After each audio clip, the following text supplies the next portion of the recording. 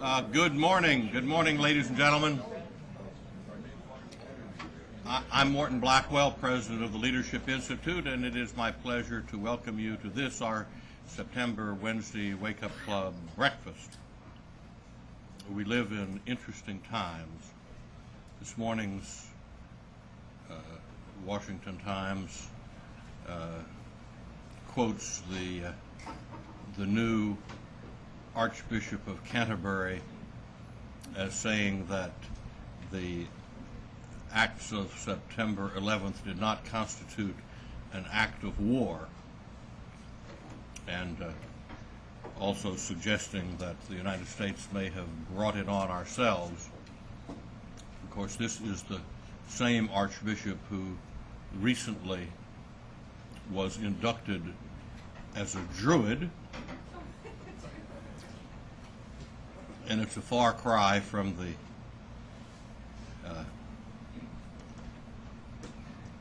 from the 16th century bishops who of the Church of England who were burned at the stake at Oxford for standing up for their Christian beliefs. It's not on. Well, it's on. Okay, give us some more volume here. But I won't trouble you with the repeat of the previous remark.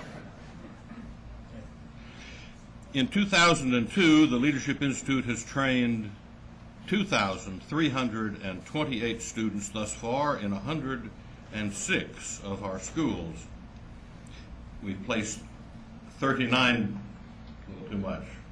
We've placed 39 job seekers through our employment placements program.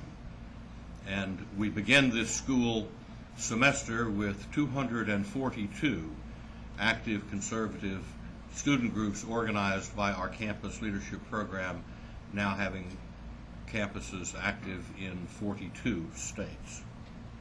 You have before you our 2002 school calendar. Please take a moment to review it and consider attending one of our programs or suggesting to others that they might take advantages of the services of the Institute. It's now my pleasure to introduce Tom Crow. He'll offer an invocation and lead us in the Pledge of Allegiance. Tom is the Director of Recruitment and Marketing for the Center for Print and Broadcast Media here at the Institute, and he recruits for the Broadcast Journalism School the Effective Television Techniques Workshop. Tom is also co-editor of the College Briefing, our weekly email newsletter that exposes college leftists in their own words. Tom is originally from Jim Trafficant's district in Ohio, and he graduated in 2000 from Mount Union College. Tom Crow.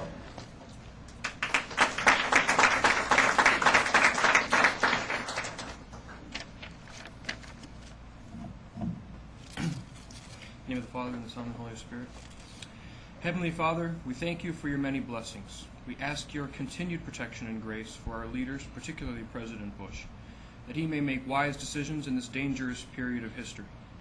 We ask that you grant us the grace necessary to continue spreading truth and enabling others to do the same through the work of the Leadership Institute. We thank you for the blessing of a new day full of possibilities and opportunities to find and do your will. And we ask that you will show each of us your will for us this day and every day. Please bless our speaker and all here present, and inspire us to do great things. We ask this through Christ our Lord, who lives and reigns with you in the unity of the Holy Spirit, one God, forever and ever. Amen.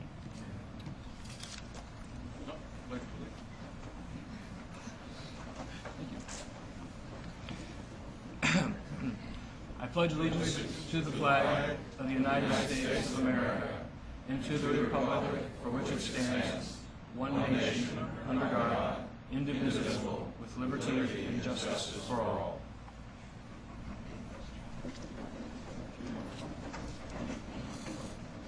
Thank you, Tom. And now it's my pleasure to introduce Ty Bales. He'll give us an update on the Employment Placement Service. I came to the Leadership Institute this spring by way of Charlottesville, Virginia.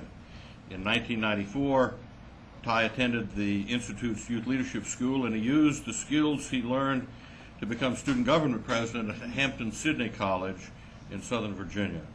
Since then, Ty has worked on 2 congressional campaigns and has volunteered for Ollie North's U.S. Senate campaign and George Allen's gubernatorial campaign in Virginia. Ty works in our grassroots activist department, helping recruit and train grassroots conservatives, leaders and activists. And his program, the Grassroots Activist Department, has over the past year or so become in terms of attendance, the most popular of the Leadership Institute's 27 schools. Ty?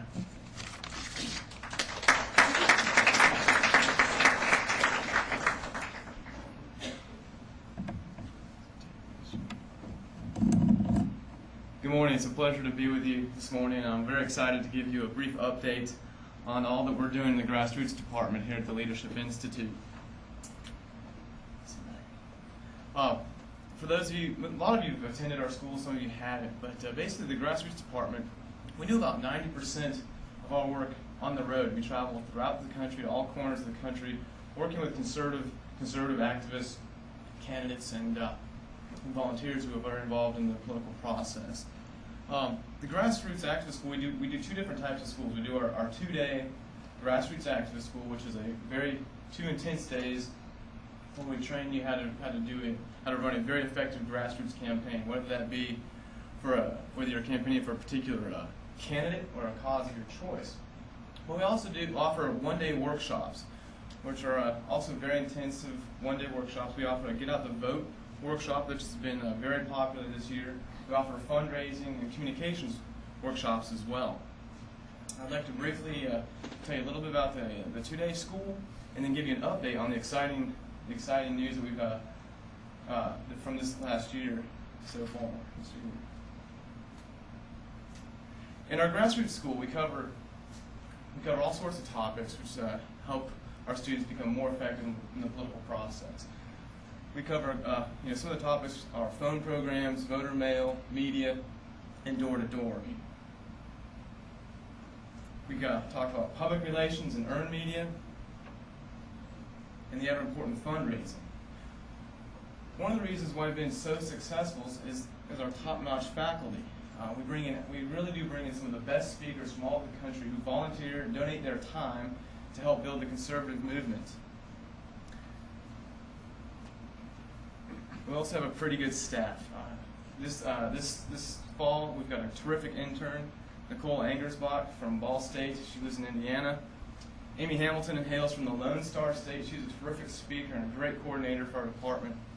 Myself and our director, Matt Lewis, has been very influential in the success of our department. Just this last year, he won an award from Campaigns and Elections magazine. He was named a rising star in politics by Campaigns and Election magazine, which is a very prestigious award given out to very few people all over the country. So we're very honored to have him as our leader in our department. This is a brief update on the numbers that we've been able to train the last couple of years. As you see, in 1999 we had just over 500 students. We built slowly on that. In '98 we had just over 500 students. 99 and 2000 we built slowly on that. And the last year in 2001 we trained nearly 1,100 students. The exciting thing about this year is that we've still got a quarter left of the year, and we're knocking on the door of 900 students. So we really hope to reach our goal of hitting around 1,100 again this year. Now in the past we've generally trained activists and volunteers and those seeking elected office for the first time. But one of the exciting things this year, the word has gotten out how effective Leadership Institute training is and how effective we are in the grassroots school. We've actually trained a lot of incumbents this year as well. Here, picture about 9 or 10 state representatives that represent the state of Georgia in the State House there. We also, the same school, this particular school we conducted in June. We trained about 15 state representatives, and we also trained about 50 candidates, conservative candidates for the State House in Georgia. So that was very exciting, and we're looking forward to the general election in November to see how well a lot of our students have done. It's very exciting that we've been able to participate in the conservative movement in Kansas. Shown here is the conservative candidate for governor, Tim Schallenberger in Kansas. The exciting thing here is that back before his competitive primary, we went to Topeka and conducted a one-day get-out-the-vote workshop where a majority of his staff, activists, and volunteers attended. After attending our get-out-the-vote workshop, they were very successful in winning the nomination for governor in Kansas, so we're very excited about that. We've got more good news on this front. This weekend, Matt Lewis is heading back to Topeka. They've invited us back to conduct our two-day grassroots activist school. We'll be working with this campaign and with other conservatives in Kansas to hopefully get a conservative governor elected in Kansas. So we're very excited about that. Matt will be traveling there this weekend, and we just couldn't be happier with some of the success we're having in the Midwest. This here is a man who probably doesn't need to be introduced to many of you, but for those of you who don't recognize, this is Senator Alex Mooney from Maryland. Alex is a grassroots graduate, and he's probably attended more Leadership Institute training than anybody I can think of. After attending a lot of our training here at the Leadership Institute, he became the youngest state senator ever elected in Maryland. Alex continues to take our training, and he speaks at our schools when he has the time. But one of the best things, one of the greatest things that Alex is doing is he's really, progressing the conservative movement. He promotes LI and is a big help to the grassroots department in Maryland. And believe it or not, there are conservatives in Maryland, and Alex has been responsible for getting most of his volunteers and activists to our schools. So we really thank him for his help in promoting the conservative movements in Maryland. I'd like to finish up with a quote here from one of our students in Illinois. The Grassroots Activist School has completely changed the way I think about and the way I do politics. It has made me 1,000 times more effective. I think that's a great quote that sums up the activity that we're doing in the Grassroots Department. I want to thank you very much for all your support, and if you have any questions, please feel free to contact me. Here's my phone number and my email address, tbales@limail.us. I would love to talk to any of you afterwards if you have any questions about any of our workshops and training. But thank you for your time this morning.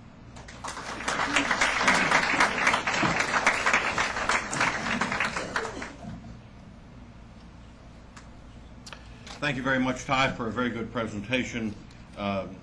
Lest anybody get a wrong impression, let me stress that the Leadership Institute is a nonpartisan educational foundation, and we do not support candidates or political parties, but we have open admissions at our schools, and anyone, candidate or not, is eligible to come to our schools. Just wanted to make that clear, Ty.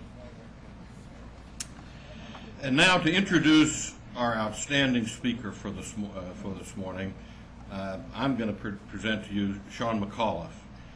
Sean is currently interning here in the Graduate Development Department. Before coming to the Institute, he was a professional dive master on a dive boat in Wilmington, North Carolina. And who says the Leadership Institute is not a deep organization? Sean is a senior at the University of North Carolina at Chapel Hill? At Wilmington. Oh, well, that's good that you're not at Chapel Hill. A friend of mine who lives in Raleigh told me once that if the Lord did not destroy Chapel Hill, he would owe Sodom and Gomorrah an apology.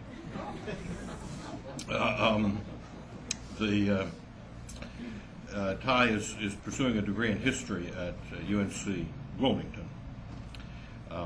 Our older boy got his degree from UNC Charlotte, so I know wherever I speak in North Carolina. Sean is here beginning his career in politics, and he is frank to say that he is beginning his road to the White House, where he plans to live someday. Sean McAuliffe.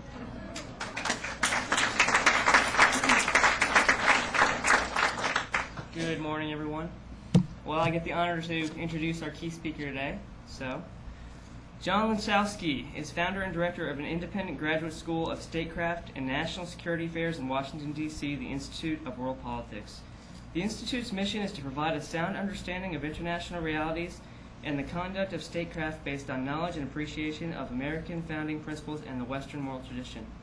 The Institute's curriculum is unique in America, focusing on all the instruments of statecraft, including diplomacy, military strategy, opinion formation, public diplomacy, intelligence, counterintelligence, economic strategy, moral suasion, and effective leadership. From 1981 to 1983, Dr. Lenczowski served in the State Department as Special Advisor to the Undersecretary for Political Affairs. From 1983 to 1987, he was Director of European and Soviet Affairs of the National Security Council. In that capacity, he served as Principal Soviet Affairs Advisor to President Reagan. He was involved in developing many of the policies that helped prompt the collapse of the Soviet Empire. Dr. Lenczowski was educated at the Thatcher School, earned his BA at the University of California, Berkeley, and received his MA and PhD from the Johns Hopkins University School of Advanced International Studies. He is the author of The Sources of the Soviet Perestroika, Soviet Perceptions of U.S. Foreign Policy, and numerous other writings on U.S. foreign policy, public diplomacy, Soviet-Russian affairs, comparative ideologies, intelligence, and strategy. His articles have been published in the Wall Street Journal, the Washington Times, and the Christian Science Monitor, and nationally syndicated by the Los Angeles Times. Dr. Lenczowski has testified before Congress and appears on national television programs such as PBS's McNeil-Lehrer NewsHour, American Interest, and Technopolitics, CNN's Crossfire, and Talkback Live, the Fox News Channel, and C-SPAN. Please welcome Dr. Lenczowski.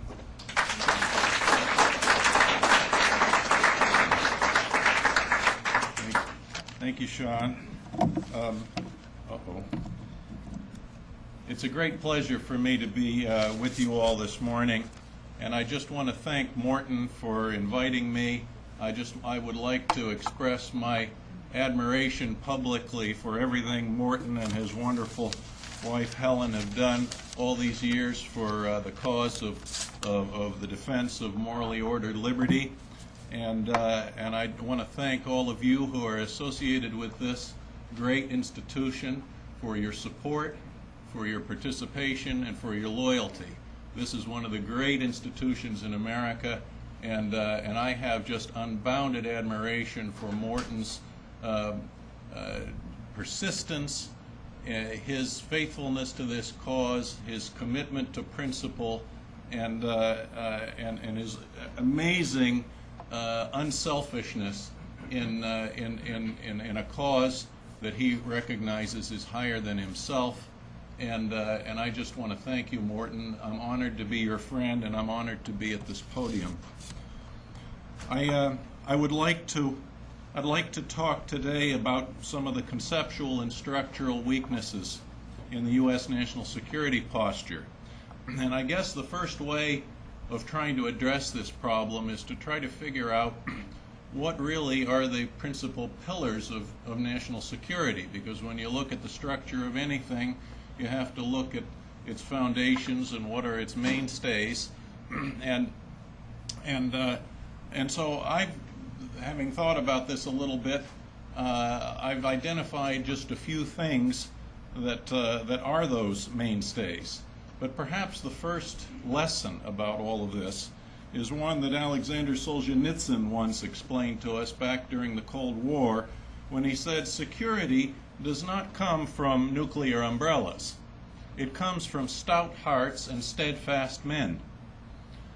And this is, of course, a principle that is related very strongly to the principle, very closely to the principle that Napoleon once articulated, namely that the moral factor is something like 3 times more important in war than the material factors. Well, what are we talking about with stout hearts, steadfast men, and the moral factor? We're talking here about what a political scientist might call political, psychological, moral strength, which could be, in the American context, particularly, has to do with our unique concepts of patriotism here, courage of conviction, and what I like to call moral strategic clarity. which means that proper understanding of what is in the U.S. national interest and what is right and wrong, and therefore who are the friends and who are the enemies of the United States in the world, which is the beginning of the formation of all coherent foreign policy. So what we're talking about here in this moral, non-material realm really has something to do with what I also like to call the national immune system. That if your thinking is right, if your heart is in the right place, then your immune system can recognize the things that are threatening it and then can take the appropriate action. And no matter how much material capability you have, if that conceptual moral immune system is not in order, then everything else just falls apart. Well, this lesson, in a way, about what is the real pillar of our national security is a lesson, in a way, that has cut both ways in American history. On the one hand, it explains why America has been so remarkably successful for 2 centuries in maintaining our general national security, and this is largely because of this moral strength of the American people, the patriotism of the American people, where our people do understand and have a generally sound understanding of what's right and wrong and what is a real threat to our vital national interests. But the other side of this double-edged sword is that the problems of the moral factor also explain some of our main vulnerabilities, which lie very much in the realm of the lack of moral, political, psychological strength amongst many of our elites. And in the latter case, I believe this has a lot to do with why we lost the Vietnam War. It had very little to do with, I think, problems of the American people. It was a huge problem of national leadership, and the explanation of why, in fact, it was the morally and strategically right thing to do to be in Vietnam. But none of this was properly explained to the American people, and that utter failure of leadership ultimately led to the political collapse, because, in fact, if you look at the facts of the matter, we actually won the Vietnam War on the battlefield, and we had left North Vietnam prostrate by 1972. Well, the problem, of course, when it comes to our elites, I believe, has been a problem of education. It's been, over the last couple of decades, the rise of such phenomena as multiculturalism education, the rejection of traditional American cultural values. It has been the rise of moral and cultural relativism, which rejects the Central American idea in our Declaration of Independence that our rights are objective rights that derive from objective morality, that derives from a higher law, that comes from something that is higher than what majorities can cobble together, which is why I say that 95% of the political science professors in American universities would not sign the Declaration of Independence because they don't agree that our rights come from the Creator. The phenomenon also, this phenomenon of moral confusion in many of our elites comes as a result of the distortions in the study of history. It comes from the failure to study and appreciate American founding principles, to study our history honestly, and it also results from the, let's say, the inculcation of what one might call generically a coercive utopian socialist ideology that inclines people towards a couple of different world views that are particularly noxious in foreign policy. One is the notion that there is a natural harmony of interests in the world that exists, and all we have to do is realize it through better dialogue and better mutual understanding. And then there's the idea, which also infects some people in the triumphalist, sort of particularly neoconservative side of the House, which is the notion that we can engage in extraordinary feats of social engineering in the world, all derived, such as I, for example, was involved in the creation of the National Endowment for Democracy, but I also have my doubts about the ability of certain kinds of cultures to adopt truly democratic orders. And of course, but some people have an incurable utopianism about all of this, and it derives fundamentally from, I believe, a failure to understand the real nature of man and the fact that human beings are not perfectible, as this particular ideology seems to indicate. Perhaps we are perfectible as a result of our own individual moral struggle against our worst natures, but certainly not through mass social engineering in the socialist style. In any event, these various inclinations produce sort of ideological and moral weaknesses, produce a number of structural and conceptual weaknesses in our security posture. And there's so much stuff to cover here, I'm going to have to zoom through it very quickly and only skim it. But these conceptual failures here, ideological, moral failures, incline us to fail to understand a lot of what are the most vital American interests and principles as they should be applied in the world. And they also incline much of our national security establishment to fail to develop structures that reflect an understanding that proper security depends less on guns than on proper political arrangements. And I would like to focus here on one of my principal concerns, and that is that national security policy involves to an enormous extent the problem of hearts and minds. The United States should be respected, admired, emulated, and appreciated in the world, and not hated. But unfortunately, there are people who resent us, who envy us, who do hate us. And one has to examine, well, where does some of this hatred come from? Well, an enormous amount of it comes from hostile propaganda. A lot of it came during the Cold War.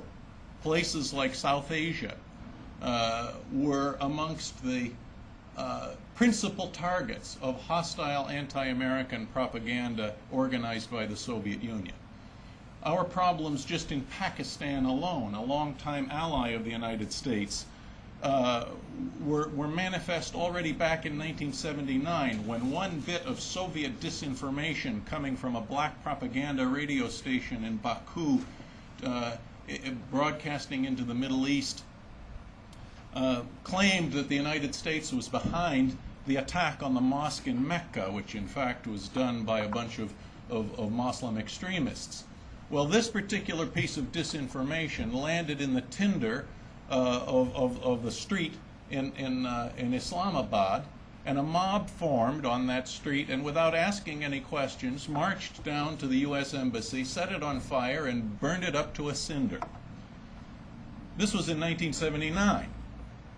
And you ask, how could this mob be there in the first place? It was there because of decades worth of investment of hostile anti-American propaganda, which inclined those people to believe that the United States was indeed a great Satan already. This is before the Ayatollahs ever showed up in Iran. And so we're talking about a soil in many parts of the world that has been fertilized for years during the Cold War with hostile anti-American propaganda, and which has continued without essentially correction or competition from American political action in huge parts of the world. Now, obviously, there's also a lot of, many people in the world may oppose and hate the United States because of opposition to our policies, and all of the PR that we do and political action may not be able to vitiate that problem if people genuinely disagree with some of our policies, which may indeed be controversial ones. But what we can do is deal with the problem of propaganda. The problem is that the United States does not have any defense against this. We have no defense, a serious defense, with propaganda that is targeted against us abroad or targeted to manage the perceptions of American elites and the American people here at home. And I'd like to deal with both aspects of this. First of all, we do not have a good public diplomacy operation. Public diplomacy refers to relations and influence over foreign publics, not simply governments. We once had a U.S. information agency that did this, but Congress, unfortunately, and I have to include Republicans as being culprits, co-culprits in all of this, decided that the USIA was simply a Cold War propaganda agency and it should be dismantled and some of its most essential functions be sent over to the State Department. Well, the problem is that in the State Department, now that we have no USIA, one doesn't get to be ambassador or a deputy assistant secretary if you are good at influencing foreign publics. It's simply not one of the skills that is required for success in a diplomatic career. There is no place, therefore, in the U.S. government that takes this business seriously. There's no place that conducts political warfare.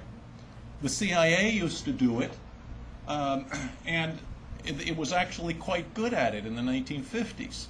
But then a succession of the directors of Central Intelligence gutted our capabilities of doing this kind of stuff. And the CIA used to do some very creative things. It set up Radio Free Europe, Radio Liberty. It set up the Congress for Cultural Freedom. It sponsored intellectual journals of opinion that had decisive effect on the opinion formation of elites in a number of different countries, and actually covertly sponsored many of those journals for many years, even up until relatively recently. But the problem is that you don't become National Intelligence Officer if you are good at any of this stuff. And you don't become a 4-star general if you're good at psychological operations, which are one of the most important elements of warfare. If you read Sun Tzu and you read about the importance of psychology and of deception and so on and so forth, you'd think that this was the essence of warfare. And yet we, unfortunately, have an excessively materialistic understanding of warfare, and we fail to recognize the political and psychological aspect of it. Now, we do have some, we have a 4th Psychological Operations Group, and we also have the Green Berets. And they understand something about political action. I just heard a wonderful story about how my friend Al Santoli from the American Foreign Policy Council just went down to the Philippines, to where the Abu Sayyaf radical organization, extremist Islamic organization associated with Al-Qaeda, has been operating. He went down into the heart of this place with $100,000 worth of medicine for the desperately poor people who are fertile grounds for recruitment for this extremist cause. And he managed to turn the entire situation around in just a matter of a couple of days. The Al-Qaeda types said, you don't meet with this American, don't take his medicine because he's going to try to poison you. Well, he came down there with a few Green Berets. He managed to prove to them that it wasn't poison, and all of a sudden all of them came out to the hospitals, the whole village came out. He was received. He gave them 2 months' worth of medicine to take care of everybody over there, and the political situation, this dealt a tremendous blow to these extremists down there, and it was simply because that we weren't going to go around there and simply kill people. We were going to go around there and do political action. And health diplomacy is one of the most important elements of political action that one can do. And unfortunately, we're not doing any of this kind of stuff in Afghanistan, where we send a bunch of tough special operations guys. But some of those guys don't understand how you have to try to build a bond of trust with local people in order to win hearts and minds. That's a much longer story, but I will just stop with that. Now, one of the problems here is that we don't one of the main structural problems we also face is the fact that we do not have a defense against foreign perceptions management operations, foreign propaganda and deception operations here in our own town. Nor do we have a good defense against foreign attempts to neutralize significant American constituencies that could have an important impact.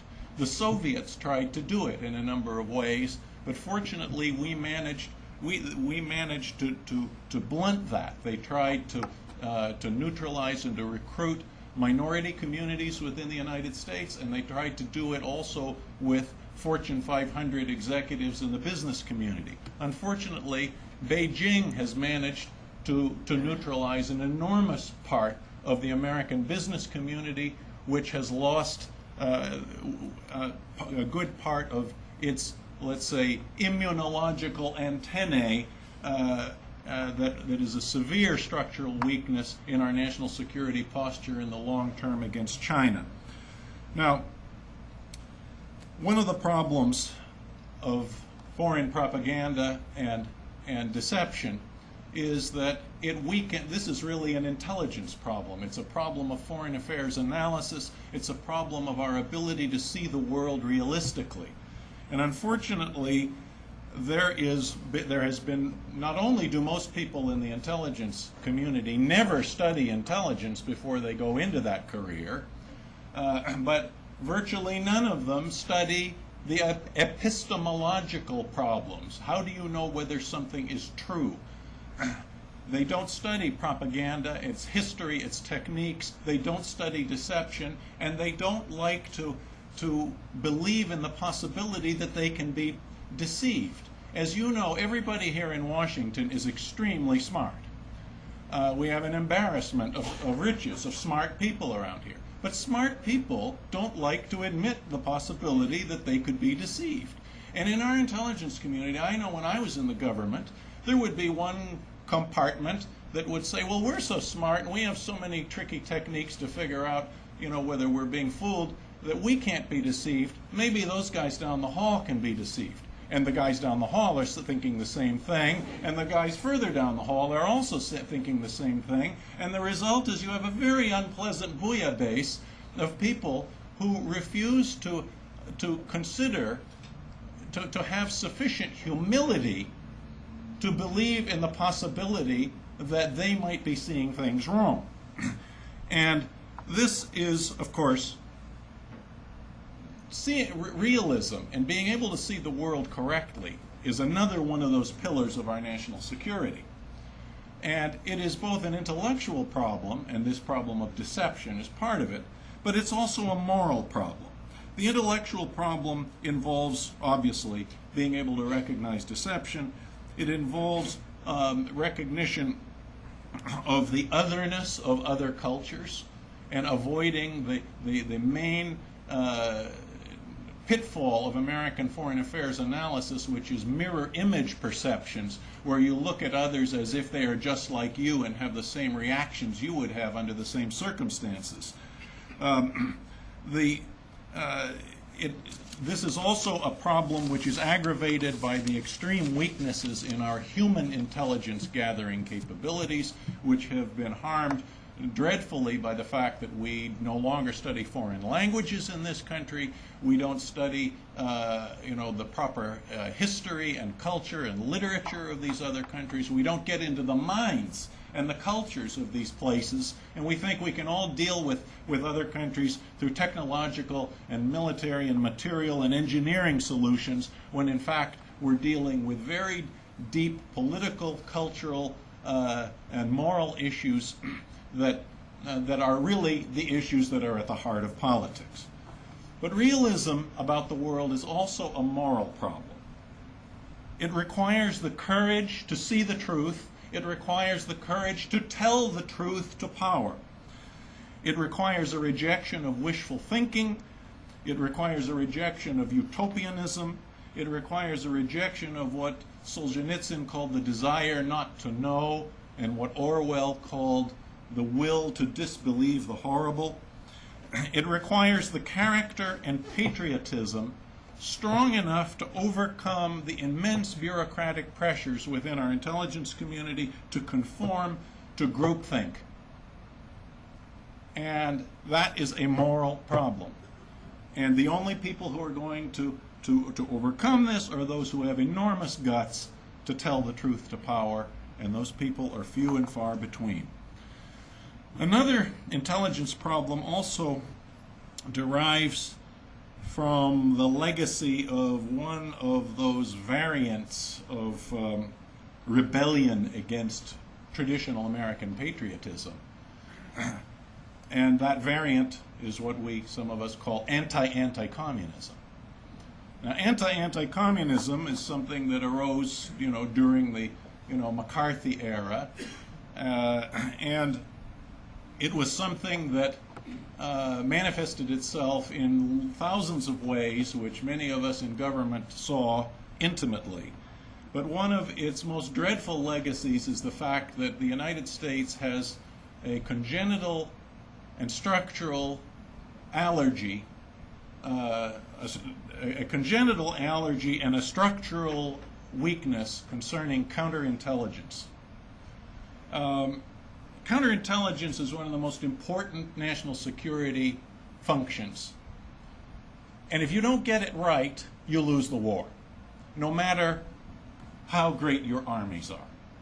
And when you look at the damage that just one spy, Robert Hanssen, did, you can almost, not to mention John Walker, you can almost guarantee that the United States would have lost a war against the Soviet Union. So much was our national security posture compromised. This cannot be underestimated. And yet, who thinks about counterintelligence? It's not a big deal. The American conservative movement talks about missile defense all day long. Well, missile defense is great. I'm a huge supporter of missile defense. But I'm a bigger supporter of counterintelligence because it is a structural, it comes closer to the structural pillars of our national security than any material thing does. There's an enormous amount that can be said about this, but there are no rewards. Let me just mention a couple things. There are no rewards in the intelligence community, especially in the foreign intelligence community, military intelligence or the CIA, DIA, for being good at counterintelligence. Being a good counterintelligence officer is being like the skunk at a garden party. You get rewarded in the CIA when you recruit a good spy. But nobody gets rewarded if you come along and say, hey, that spy you recruited is actually a double agent. And you have been fooled. Nobody likes to be told that they've been fooled because everybody's so smart, remember. And so the problem here is that there is no good culture for the promotion of counterintelligence. There's also, there are many reasons for this, the Angleton affair and the fact that he failed to find the mole that he detected. And he did detect a leak in the Soviet Affairs Directorate of the Directorate of, Soviet Affairs Office of the Directorate of Operations. But he never found the mole. And in the process, he cast suspicion on all sorts of senior intelligence executives, and they all turned against mole hunts.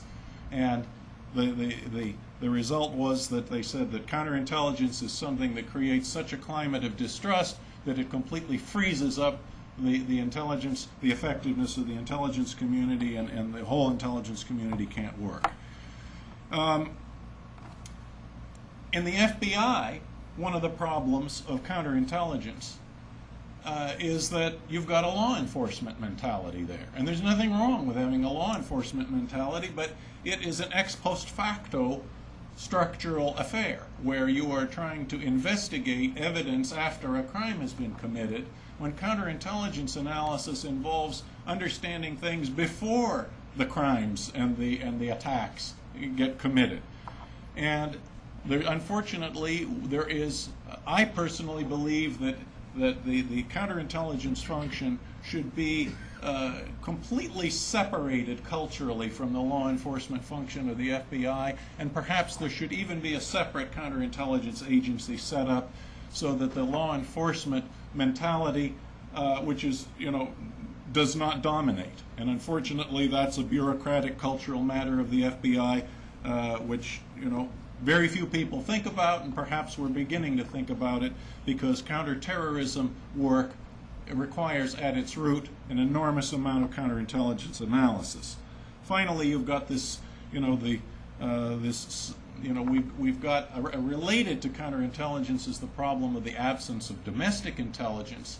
Even after the Patriot Act was passed in the wake of September 11th, you have the general problem that the FBI cannot go and investigate a pro-terrorist extremist group, and it cannot clip out an article from an extremist group's newsletter about what its agenda is, and it can't put that article in a file in FBI headquarters, because that would constitute investigating a group on the basis of its exercise of its First Amendment rights.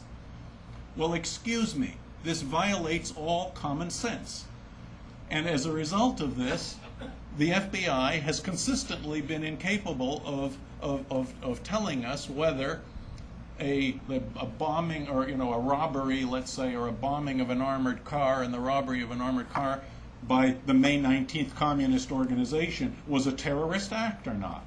As a matter of fact, the FBI director at the time of that bombing said that he didn't think it was a terrorist attack, when all it took is a reading of that organization's literature to discover that, yes, indeed, this was a terrorist attack. But unfortunately, it had no information on this because it couldn't collect even publicly available domestic intelligence. And I'm not talking about sneaking into their offices and stealing things out of their files. I'm just talking about clipping their publicly available literature. We can't do that today. And the Patriot Act didn't improve it, it even made it worse. Another major intelligence problem is the fact that intelligence in this country is divorced from overall national strategy. And one of the reasons that that is the case, and we do not have proper collection priorities on a lot of intelligence matters, is that our policymakers, who are the ones who should be setting the priorities, don't get involved in the intelligence priority setting process. And this is not a problem and a weakness of the CIA or the DIA or anybody else for all of their weaknesses. It is a problem of the failure of our policymakers to exercise their responsibilities in the intelligence process, which they do not do even in this administration. The absence of strategy, of course, is a leadership problem. It's also a structural problem. The State Department doesn't think strategically. It doesn't think about all of the different instruments of power. It thinks about diplomacy. And that's fine. It should do that. It's an important thing to do. The DOD is one of the Defense Department's just about the only place amongst the big departments, the bureaucracies, that thinks strategically in any way. But really the only place that really does it is the National Security Council. And that's entirely a function of the character of the personnel there. And of course, this whole problem of how we run national strategy and where is the locus of integrated strategic thinking is an incredibly complex problem, which I can only touch on here. I have so many other things that I can say. I would like to just talk about 5 or 6 points that I can't talk about.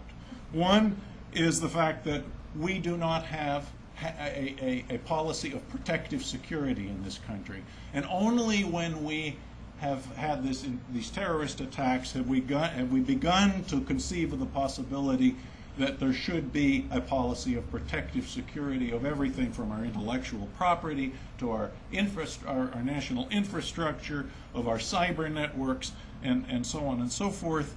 But then let's not be under any illusion that the Homeland Security Department is going to solve any of these fundamental security problems the only real way we are going to deal with the terrorists is by effective offensive intelligence operations that are done principally abroad and to some extent at home. We have the other major problems are problems of economic statecraft, where we have a complete breakdown, for example, in our ability to protect our technological advantages.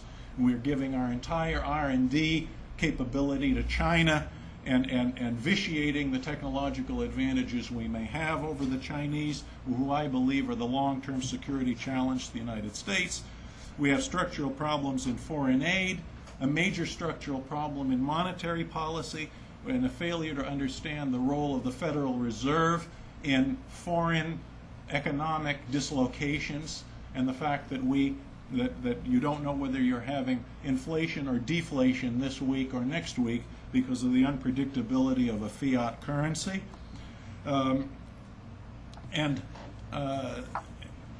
Anyway, I think that I better stop and just say that the larger lesson here, I believe, is that we have to recognize that our national security rests fundamentally on moral and political arrangements. That peace is not a simple question of vanquishing people with guns or being able simply to deter them.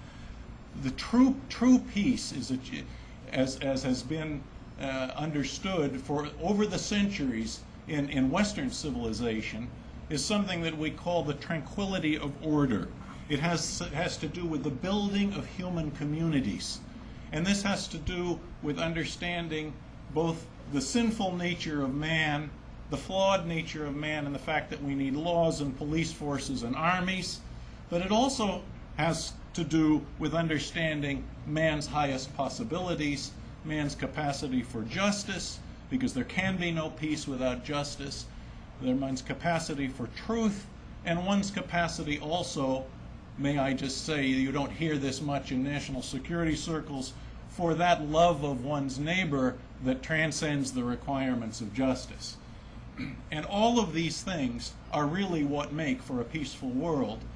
And you just know that if you go and have a human relationship with somebody, that person, if you build a bond of trust with them, is less likely to mistrust you, to hate you, to believe hostile propaganda about you, and to go to war with you, than if you are simply the faceless enemy out there. And this is fundamentally a political question.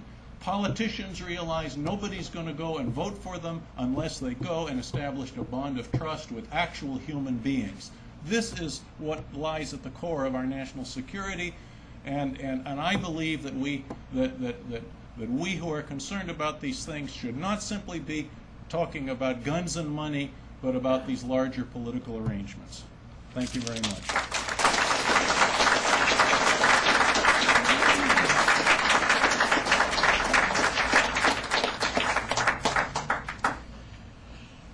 We do have time for a few questions. What a wonderful presentation. What a great mind, what a great man, what a great leader we have here as our speaker. John's just excellent. He and I became acquainted when I was on the Reagan White House staff, and we have established those bonds of trust. And one of the things I would like as the first question, which I seldom do, but I want to take my prerogative here to ask a first question, because the wisdom and depth of thinking you've shared with us today is obviously inspiring. I think it would be even more inspiring for you to just take a couple of minutes and describe what you have done, the role, function, status of your Institute for World Politics, which, ladies and gentlemen, is a very important activity for our country. John, would you describe a little bit about what you do at your institute? Thank you very much, Morton. I figured, first of all, that people who believe, as many of us do, can compete in the battle of the think tanks. We can compete in electoral politics. We can even compete a little bit in the media. But there is virtually no competition at the realm of graduate level training of the professional leadership class of this country. And that's why I decided to establish the competition in the field of statecraft, foreign affairs, national security, the most dangerous and sensitive functions of government, and legitimate functions of government. And what we've done is we've established now, we've been in business for 12 years, operating, first of all, individual courses, because we had to start from scratch, real scratch. And we established a relationship with Boston University, which gives academic credit for each of our courses. We finally launched a couple of master's degree programs and also non-degree certificate programs. We have broken into this market by offering courses taught by scholar practitioners. Every single one of our professors has actually done what they teach. We have generals, ambassadors, presidential advisors, sitting, both current and former senior intelligence officers. And why do we have any students? It's because we actually offer something useful for professionals in the field, and our first students came for all those years, even when there was no degree program, because they found something useful and actually useful, as opposed to many of the other great universities around here. And so we are in the midst of, we're applying for independent academic accreditation. The cartel makes it so that you can't even apply till you have a degree program in place, and you can't get accreditation till you've graduated a class with a degree, at least one class with a degree. We're well along in the accreditation process. We have a library now of something like 25,000 volumes. We just were given the donation of former Intelligence Chief Bill Casey's personal library of 6,000 volumes. We're about to graduate our first master's degree class, and it is a long march trying to build one of these schools, but we have had students from all over the country. We've had students from all over the world, from foreign governments. Certain unnamed U.S. government agencies are sending influential foreigners to study with us, including the 2 top national security advisors to the president of one particular third world country. We've had the number 2 man in the South Korean intelligence agency come and study with us, came all the way from Seoul. He's a general and a PhD. He said our program was the best academic experience he ever had in his life. I almost don't know what more to say, except that it is, for 10 years, it was hard to keep ourselves in business because nobody thought that national security was important anymore. And when you look at what the great philanthropies were doing in this country, it was all different priorities. And unfortunately, vigilance is is what's necessary as the eternal price of liberty. And somebody had to be minding the national security store even during the last decade, and perhaps if we had been doing it, we wouldn't have some of the problems we have today. Anyway, if anybody knows anybody who wants to go to school and get a graduate degree, we've got the strongest intelligence program anywhere in the country. We've got a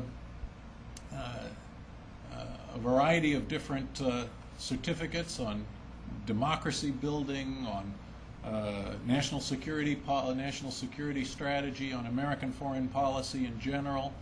We offer very unique courses that nobody else offers anyplace. So anyway, I could talk for a very long time about this, but thanks for the opportunity, Morton.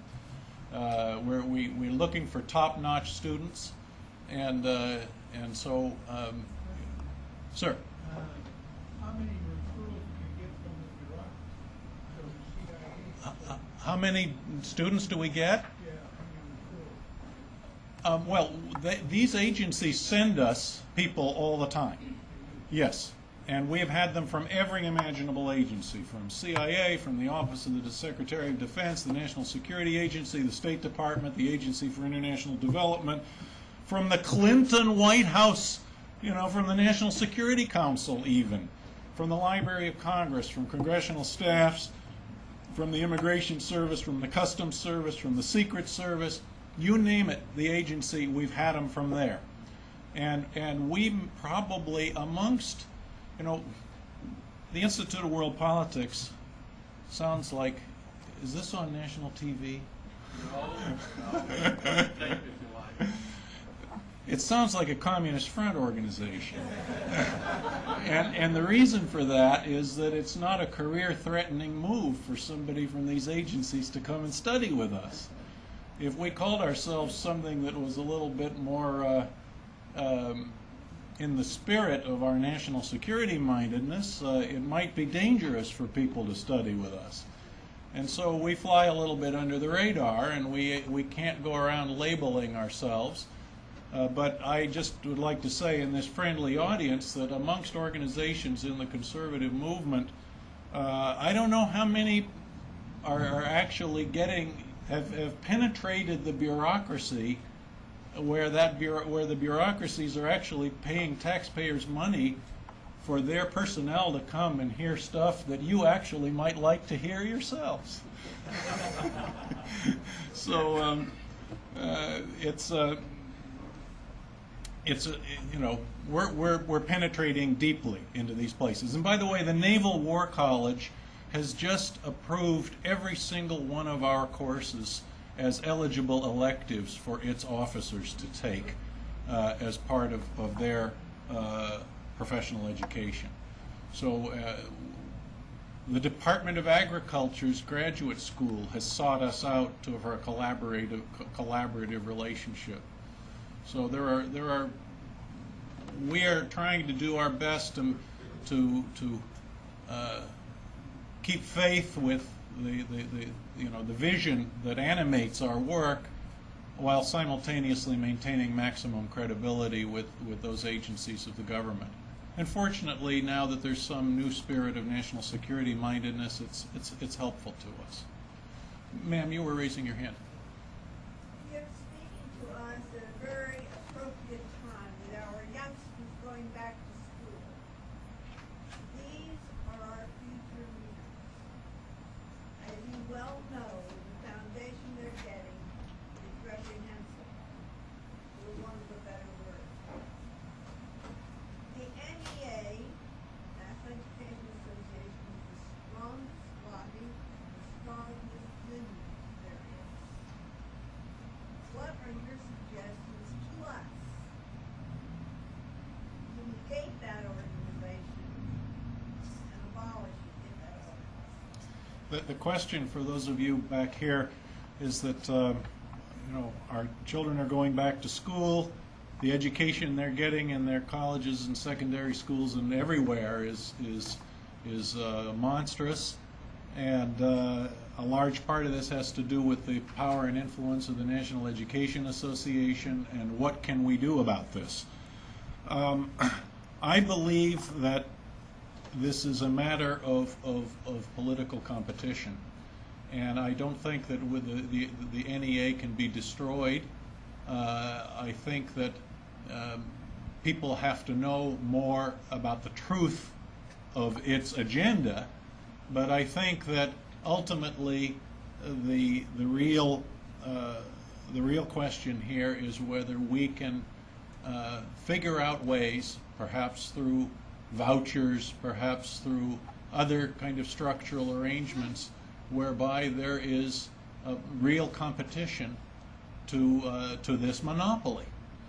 And I don't know that, you know, the homeschooling movement is part of that.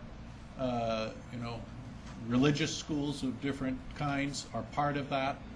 And I think that this is a long, the NEA didn't become powerful overnight. It took a very long time for it to build up to this kind of power, and I think it's going to take a long time for the competition to arise, and we have to be patient. We have to be just as persistent as they were. We don't have time to be patient with textbooks or not getting with schools as far as this country is concerned, and we need to be concerned, and the average person is not aware. Well, you're right about the problem of the textbooks and so on. And I think that to a certain extent, I believe that there is a certain amount of top-down culture in education.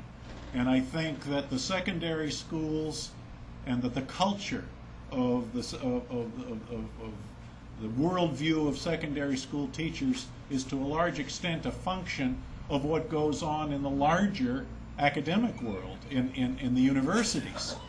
And the problem, of course, in the universities is that there has been an abdication of power by the boards of trustees of many of these universities, where they have permitted, and where the boards and where the administrations of universities have permitted the entire vision and curriculum structure of a university to be taken over by the faculty.